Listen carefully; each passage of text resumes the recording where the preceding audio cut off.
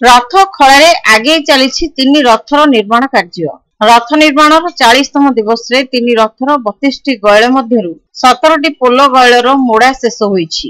40ତମ ଦିବସରେ 77 ଜଣ ମହାରଣା ସେବକ, 77 ଜଣ ଭୋଇ ସେବକ, 4 ଜଣ କରତି ସେବକ, 17 ଜଣ କମାର, 21 ଜଣ ରୂପକାର, 2 ଜଣ ତୁମ୍ବବିନ୍ଧ କାରିଗର, 2 ଜଣ ପାହି ମହାରଣା ଓ ଜଣେ ରଥଖଳା ସହାୟକ ଏପରି ମୋଟ 201 ଜଣ ରଥ ନିର୍ମାଣ କାର୍ଯ୍ୟରେ ନିୟୋଜିତ ହୋଇଥିଲେ। ପୂର୍ବ ଦିନ ତିନି ରଥର ପ୍ରଥମ ଭୂଇଁ ଫ୍ରେମର ନିର୍ମାଣ ଶେଷ ହେବା ସହ ତିନି ରଥର ଉଭୟ ପାର୍ଶ୍ୱରେ ଗୋଟିଏ ଲେଖାଏଁ ଛନ୍ଦା ଗୟଳ ମୋଡ଼ାଯାଇ କଣ୍ଟା ବସିବା ପାଇଁ ଦଉଡ଼ିରେ ବାନ୍ଧେଣି ପଡ଼ିଥିଲା।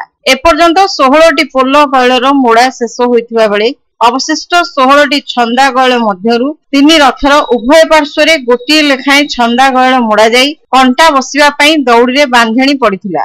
ଗୁରୁବାର ଅବଶିଷ୍ଟ 10ଟି ଛନ୍ଦା ଗୟଳରୁ ତାଳଧ୍ୱଜ ରଥର 4ଟି, ନନ୍ଦିଘୋଷ ରଥର 4ଟି ଓ ଦର୍ପଦଳନ ରଥର 2ଟି ଛନ୍ଦା ଗୟଳର ମୋଡ଼ା ଶେଷ ହୋଇ ବାନ୍ଧେଣି ପଡ଼ିଛି। ଏହା ଦୁଇ ପାର୍ଶ୍ୱ ନିରାଡ଼ିରେ ସଂଯୋଗ ହୋଇ ଗୟଳ ଏବଂ ନିରାଡ଼ିରେ ଖୋଦେଇ କାମ ଶେଷ ହୋଇ କଣ୍ଟା ପଡ଼ିବା ବାକି ଅଛି। ଭୋଇ ସେବକମାନେ ତିନି ରଥର ନିର୍ମାଣ ଶେଷ ହୋଇଥିବା ଜୋକାଗୁଡ଼ିକୁ ନେଇ ତିନି ରଥରେ ଡେରିଥିଲେ। ଏଥିସହିତ ତିନି ରଥର 5ଟି ଲେଖାଏଁ ଜଗତପୃଷ୍ଠ ଶ୍ରେଣୀରୁ ତିନି ରଥର 3ଟି ଲେଖାଏଁ ଜଗତପୃଷ୍ଠ ଶ୍ରେଣୀର ଚୌପଟ କାର୍ଯ୍ୟ ଶେଷ ହୋଇଛି।